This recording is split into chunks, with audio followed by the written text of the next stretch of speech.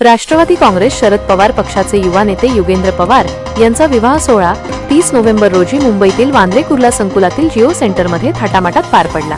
युगेंद्र यांनी तनिष्का कुलकर्णीशी लग्नगाठ बांधली। या लग्न सोहळ्याला उपमुख्यमंत्री अजित पवार वगळता संपूर्ण पवार कुटुंबियांनी हजेरी लावली होती। अजित पवार यांच्या पत्नी सुनेत्रा पवार सुद्धा तिथे उपस्थित होत्या। युगेंद्र पवार यांची वरात अत्यंत धूमधडाक्यात आली होती।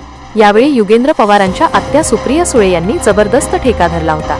त्यांच्या डान्सचा व्हिडिओ सध्या सोशल मीडियावर चांगलाच व्हायरल होत आहे। या व्हिडिओवर नेटकऱ्यांनी विविध प्रतिक्रिया दिल्या आहेत। युगेंद्र पवार यांच्या लग्नात सुप्रिया सुळे अत्यंत आनंदी दिसल्या।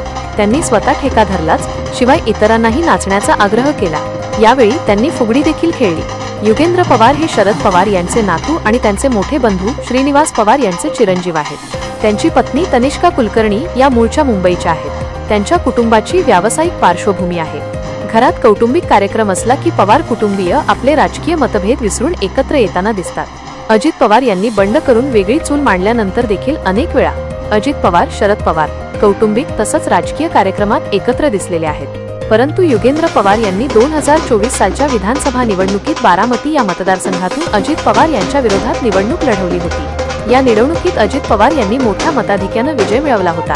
त्यामुळे युगेंद्र पवार हे अजित पवार यांचे एका प्रकारे प्रतिस्पर्धी मानले जातात। दुसरीकडे सध्या स्थानिक स्वराज्य संस्थेच्या निवडणुकीचा प्रचार शिगेला पोहोचला आहे। अजित पवार हे या निवडणुकीत जोमाने प्रचार करताना दिसत आहेत। त्यामुळे अजित पवार युगेंद्र पवार यांच्या विवाह सोहळ्याला उपस्थित राहू शकले नाहीत असं समजतंय। खासदार सुप्रिया सुळे यांनी सोशल मीडियावर लग्न सोहळ्यातील खास क्षणांचे फोटो शेअर केले आहेत।